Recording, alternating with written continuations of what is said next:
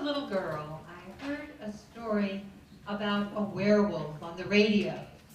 Anybody else ever heard a story about a werewolf on the radio or listened to the radio? And it so impressed me that I'm still impressed by the idea of a werewolf. So this is the werewolf. A long, long, long time ago, when Saxon kings still ruled Britain, there was a young woman named Isolde, who was known for her beauty and her goodness. And she was courted by many young men, but she loved only Harold. Now, Alfred also loved Isolde, and he was jealous. And of course, he didn't like Harold. He told Harold, "I know about your grandfather. I know what he was like. My grandmother has told me the old legend."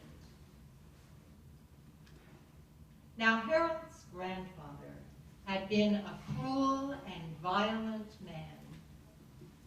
The legend was that there was a curse laid upon him, and at certain times he was filled with an evil spirit.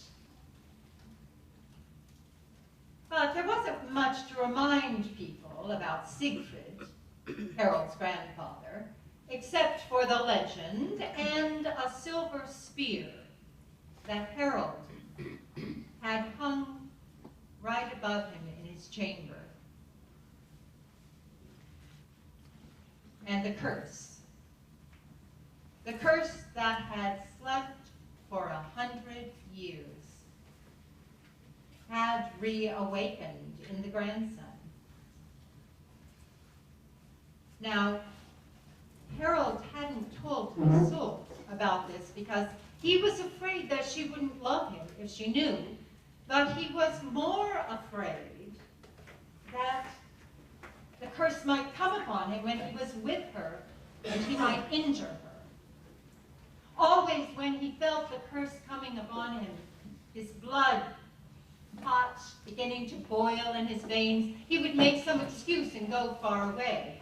"I'm going boar hunting in the distant hills," or "I'm stag stalking in the deep forest."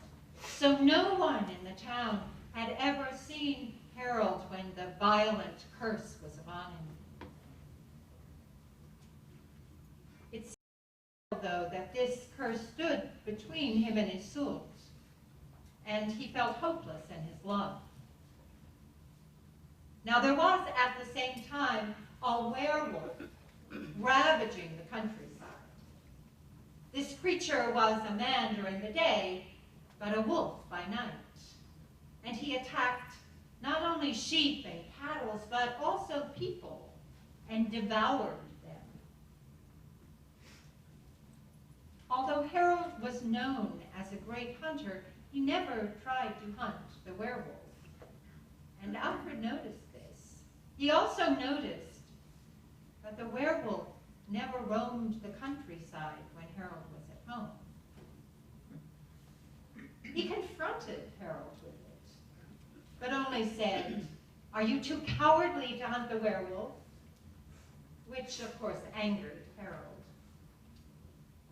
Now, it was the time of the feast of St. Alfreda, and it was celebrated in the sacred grove deep in the forest. Isolde asked Harold if he would go with her. But he said, "I cannot. I must go far away. I have to travel to Normandy, but I beg of you, do not go without me." Isolde thought he was jealous, which pleased her. Are you doubtful of my love for you?" But then, when she looked into his eyes, she added, "Or do you fear the werewolf?" "The wolf," he said. "Let me tell you my dream. I dreamed I was the werewolf. Now, don't be afraid, it's only a dream. In my dream, an old man stood beside my bed. shouting at me, "Give me your soul, I will have your soul, you will live out my curse." I fought with him, but he was stronger than I, and he took my soul from my body, laughing and shouting, "I have it, you shall be the wolf." And I became a wolf. In the forest, I heard the grass and the leaves crackling under my steps. I suffered, I whined and groaned, my soul suffering within the wolfish body. And I heard the old man laughing and shouting, "Go, search, and kill." I ran, as if the old man's laughter was a whip lashing me. I was consumed by a terrible thirst. I came to the river and leaped into it, drinking the water, but the water became waves of flame that flashed and hissed. "Go, search, and kill." I ran, not knowing where, and there was the darkness of the forest, inhabited by ravens, serpents, vampires, all the hideous brood of the night. On through the forest I ran and came to the sacred grove where everything shrieked at me, "Go, search, and kill." The old man stood in the center of the grove, and there was a girl beside him. She could not see me, for she was blind. The old man laughed and pointed at her. "Kill." I leapt for her throat, and then awoke, cold and terrified. Alfred saw them and came to say that he would defend Isolde from the werewolf. Harold went to get the spear that had come from his grandfather. It was silver and sharp and shining as it had been 100 years ago. The spear had come from Brunhild, a witch, and Harold knew its powers. He brought it to Isolde. "Take this with you to the grove. It has great virtue, and it will defend you. Remember how much I love you. Farewell." So Isolde went to the celebration. She took the spear with her, and all the young people had a wonderful time singing and dancing in the grove until they heard it crashing through the forest.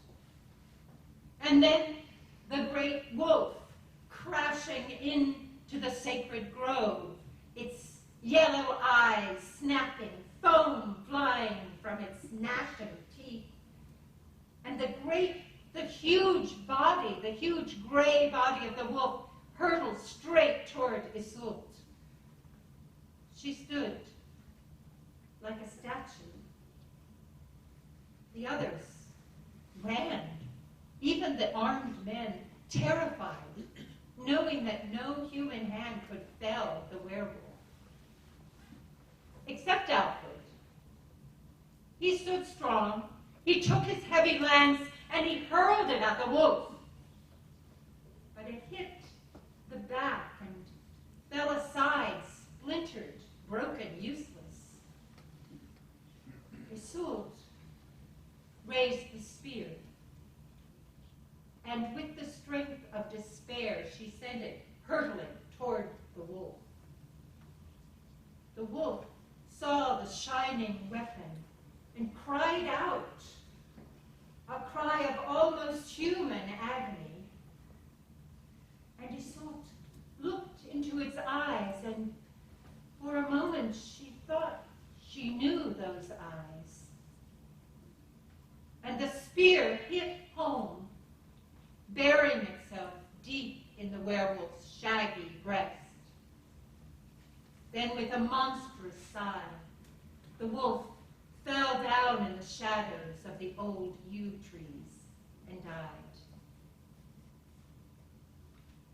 Safe, away from the grove, a celebration began to celebrate the death of the werewolf. But Isolde could think only of Harold. Find Harold. My heart stands still until I look into his eyes again. There was talk, confusion. He's not here. No, I saw him. They went to his house. The door was open, but the door to his chamber was barred. They knocked, no answer. Finally, they broke down the door, and there was Harold, asleep on his bed, holding a portrait of Isolde. But no, he was not sleeping. His face was calm and beautiful, but his clothing was stained red with blood that seeped from a wound in his chest. A wound gaping and ghastly just above his heart.